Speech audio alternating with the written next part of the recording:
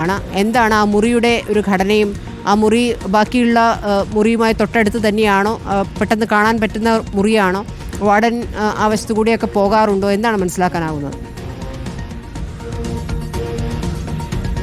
സ്മൃതി, ഞാനിപ്പോൾ നിൽക്കുന്നത് അമ്മു താമസിച്ച ഹോസ്റ്റലിൻ്റെ മുൻപിലാണ്. ഈ സ്ഥലത്ത്, അതായത് ഞാൻ നിൽക്കുന്ന ഈ ഭാഗത്ത് ആണ് അമ്മു വീണതെന്നാണ് പറയുന്നത്. കൃത്യം 5 മണിയോടുകൂടിയാണ് കുട്ടി വീണതെന്ന്, അമ്മു ഈ ഭാഗത്തേക്ക് വീണതെന്നാണ് ഹോസ്റ്റൽ പറയുന്നത്. കൃത്യം ഈ ഞാൻ നിൽക്കുന്ന ഭാഗവും CCTV ക്യാമറയും തമ്മിൽ ഏകദേശം ഒരു 10 മീറ്റർ ദൂരം മാത്രമേ ഉള്ളൂ. കൃത്യമായി പറയുകയാണെങ്കിൽ ഈ CCTVയിൽ ആ ദൃശ്യങ്ങൾ കൃത്യമായി പതിഞ്ഞിട്ടുണ്ടാകും എന്നുള്ളത് 100% ശരിയാണ്. അങ്ങനെയെങ്കിൽ വ്യക്തത കൃത്യമായി വരും. ഏത് സമയത്താണ് കുട്ടി വീണത്, എപ്പോഴാണ് കുട്ടി വീണത്, കുട്ടിക്ക് ആ സമയത്ത് എന്ത് സംഭവിച്ചു, കുട്ടിയുടെ ദേഹത്ത് പരിക്കുണ്ടായിരുന്നോ, നേരത്തെ ആ പിതാവ് പറഞ്ഞതുപോലെ തന്നെ ദേഹത്ത് ചളി പറ്റിയിട്ടുണ്ടോ എന്നുള്ള കാര്യങ്ങളടക്കം വ്യക്തമാകുന്നതിന് ആ CCTV ദൃശ്യങ്ങൾ ഉപകരിക്കുമെന്നുള്ളത് വ്യക്തമാണ്. ഇപ്പോൾ 3 നിലയുള്ള കെട്ടിടമാണ്. ഈ ഏകദേശം കുറച്ച് പഴക്കമുള്ള കെട്ടിടമാണ്. ഇതിന് 3 നില ഉയരമുണ്ട്. നമുക്ക് ഈ അമ്മുവിൻ്റെ മുറി ഏത് ഭാഗത്താണ് എന്ന് നമുക്ക് ഇവരോട് തന്നെ ചോദിക്കാം. ഏത് ഭാഗത്താണ് എന്നുള്ളത് നമുക്ക്.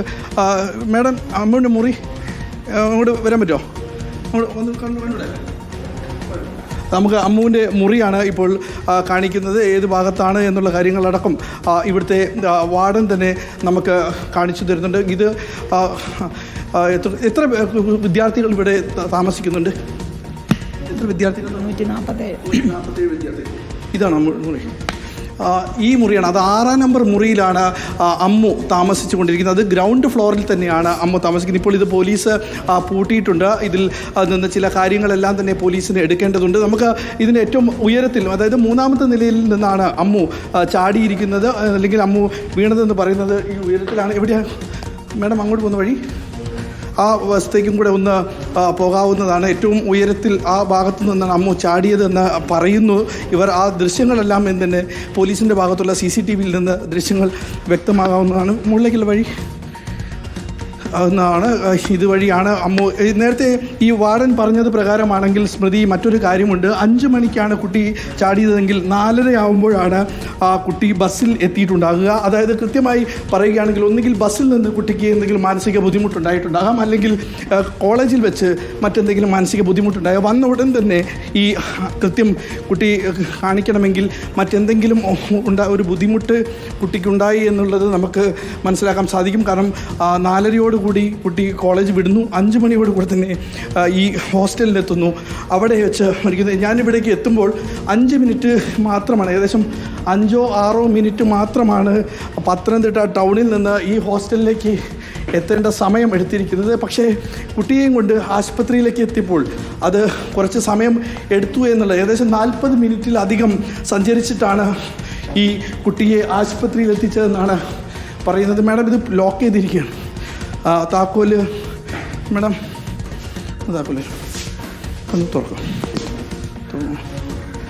നമ്മളിപ്പോൾ ഈ ഉയരത്തിൽ, ഏറ്റവും ഉയരത്തിൽ അമ്മു ചാടി എന്ന് പറയുന്ന, അല്ലെങ്കിൽ അമ്മു വീണു എന്ന് പറയുന്ന ആ സ്ഥലത്തേക്കുള്ള വഴിയാണ്.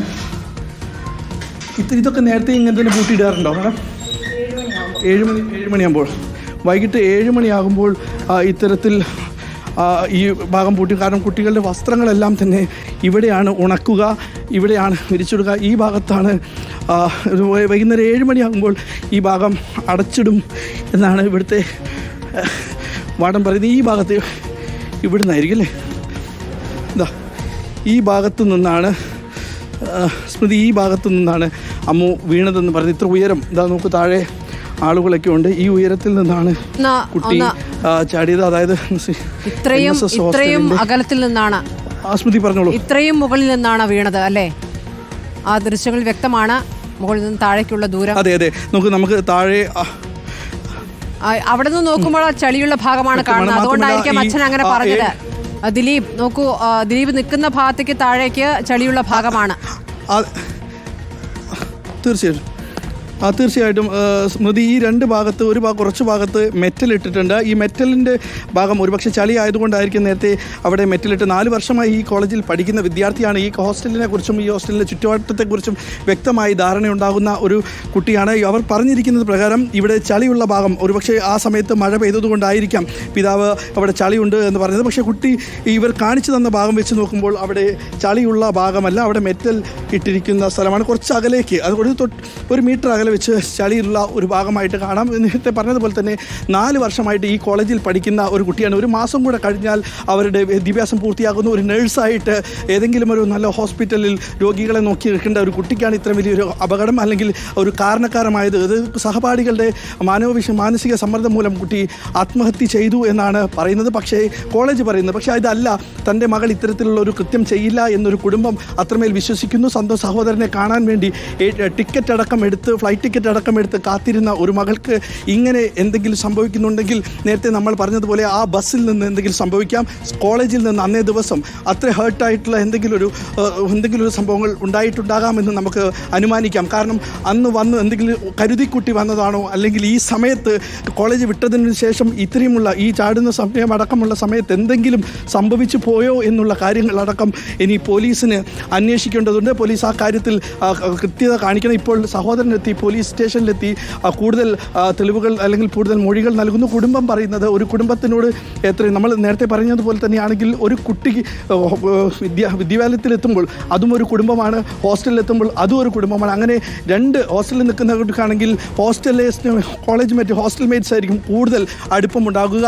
അവരുമായിട്ടാണ് ഏറ്റവും കൂടുതൽ അവർ സൗഹൃദം പങ്കിടുക, വിഷമങ്ങൾ പങ്കിടുന്നതെല്ലാം തന്നെ ഹോസ്റ്റലിലെ കുട്ടികളുമായിട്ടായിരിക്കും. നമ്മളെല്ലാം ഹോസ്റ്റലിൽ പഠിക്കുമ്പോൾ അങ്ങനെ തന്നെയാണ്. പക്ഷേ ഈ കുട്ടിക്ക് അത്രമേൽ വിഷമം ഉണ്ടായിട്ടുണ്ടെങ്കിൽ അത് തീർച്ചയായിട്ടും തന്നെ ഇൻമേറ്റ്സ് കോളേജിലെ ഹോസ്റ്റലിലെ കുട്ടികളോട് ഒപ്പം കിടക്കുന്നവരുമായിട്ട് ഈ കാര്യങ്ങൾ പങ്കുവയ്ക്കാൻ സാധ്യതയുണ്ട്. 147 കുട്ടികൾ ഈ ഹോസ്റ്റലിൽ പഠിക്കുന്നുണ്ട്, ഈ ഹോസ്റ്റലിൽ നിന്ന് പഠിക്കുന്നുണ്ട്. അവർക്ക് കൃത്യമായി ആണെങ്കിൽ ഈ അമ്മുവിൻ്റെ റൂംമേറ്റ്സിന് കൃത്യമായ വിവരങ്ങളുണ്ടാകാം, റൂംമേറ്റ്സുമായി പങ്കുവെച്ചിട്ടുണ്ടാകാമെന്ന് നമ്മൾ അനുമാനിക്കുന്നു. കാരണം 4 വർഷമായി ആ മകൾ ഈ ഹോസ്റ്റലിൽ നിന്നാണ് പഠിക്കുന്നത്. ഈ ദൂരത്തിൽ നിന്ന് അവൾ താഴേക്ക് ചാടുമ്പോഴുണ്ടാകുന്ന മാനസിക വിഷമം അത്രമേൽ മനസ്സിനെ വിഷമിപ്പിച്ചിട്ടുണ്ടാകുന്ന ഒരു കാര്യമാണ്. പിതാവ് സംശയിക്കുന്നത് പോലെ ആരെങ്കിലും തള്ളിയിട്ടതാണെങ്കിൽ അല്ലെങ്കിൽ മകൾക്ക് പറ്റാൻ പാടില്ലാത്തത് സംഭവിച്ചു എന്ന് പിതാവ് സംശയിക്കുന്നുണ്ടെങ്കിൽ അതിൻ്റെ കൃത്യമായ അന്വേഷണം പോലീസ് നടത്തേണ്ടതുണ്ട്. പോലീസിൻ്റെ ഭാഗത്ത് ആ CCTV പിതാവിൻ്റെ ചില സംശയങ്ങൾക്ക് മറുപടി പറയുന്നതിന് ആ CCTV ദൃശ്യങ്ങൾ എടുക്കേണ്ടതുണ്ട്. ഏത് സമയത്താണ് കുട്ടി വീണതെന്ന് പറയുന്നത്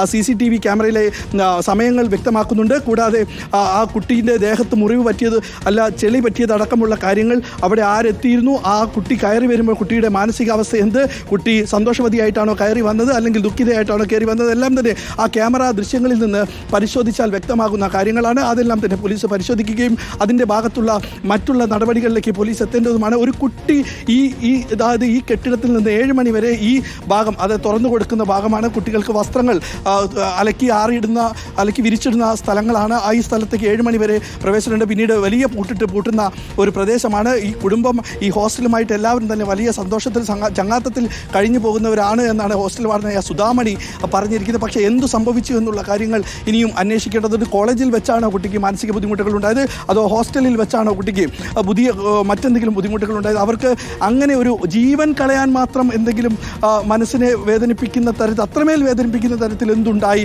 എന്നുള്ള കാര്യങ്ങൾ അത് കൃത്യമായിട്ട് പോലീസ് അന്വേഷിക്കേണ്ടതുണ്ട്. ഇതിൽ 2 കുട്ടികൾ ആരോപണ വിധേയരായ കുട്ടികളുണ്ട്. അവർ കൃത്യമായി ചോദ്യം ചെയ്യണം, അവർക്കെതിരെ നടപടി വേണമെന്നാണ് ആവശ്യം ഈ കുടുംബം ഉന്നയിക്കുന്നത്. നമ്മൾക്ക് ഈ കോളേജുമായി എത്തിയപ്പോൾ, ഈ ഹോസ്റ്റലിൽ എത്തിയപ്പോൾ നമ്മൾക്ക് മനസ്സിലാക്കാൻ കഴിയുന്നത് ഇതൊരു ചെറിയ ഹോസ്റ്റലാണ്. മറ്റു കുട്ടികളെ പോലെ ഒരു വലിയ സന്തോഷത്തോടെ അത്ര ആളുകളില്ലാത്ത 147 ആളുകളുമായിട്ട് വലിയ സന്തോഷത്തോടു കൂടെ കഴിഞ്ഞു പോകുന്ന ഹോസ്റ്റലാണ്. എല്ലാവരും തന്നെ വാർഡനെ ആൻറ്റി എന്ന് വിളിക്കുന്ന സ്വാഭാവികമാണ്. അത്തരത്തിലുള്ള ഇതൊക്കെ ഉണ്ട്. അങ്ങനെ ഒരു സൗഹൃദത്തിൽ പോകുന്ന ഒരു ഹോസ്റ്റൽ, അത്തരത്തിലുള്ള എല്ലാവരും തന്നെ ഒരുമിച്ച് കഴിയുന്ന ഹോസ്റ്റൽ, തനിക്കുണ്ടാകുന്ന വിഷമങ്ങൾ പങ്കുവെക്കുന്ന സ്ഥലം, തനിക്ക് വീട്ടിലെ വിഷമങ്ങളടക്കം ഹോസ്റ്റൽ മുറിയിൽ പങ്കുവെക്കുന്ന സുഹൃത്തുക്കളാണ് നമ്മളെല്ലാവരും. അങ്ങനെ ആണെങ്കിൽ ഈ കുട്ടിക്ക് അമ്മുവിന് എന്ത് സംഭവിച്ചു എന്നുള്ളത് പോലീസ് കൃത്യമായി ഇനി അന്വേഷിക്കേണ്ടത്. ഈ പിതാവ് പറഞ്ഞത് പ്രകാരമാണെങ്കിൽ അത് കൃത്യമായി അന്വേഷിക്കണം. മറ്റെന്തെങ്കിലും ആണെങ്കിൽ അതായത് പോലീസ് ഇപ്പോഴും പറയുന്നത് അതൊരു ആത്മഹത്യയാണ് എന്നാണ്.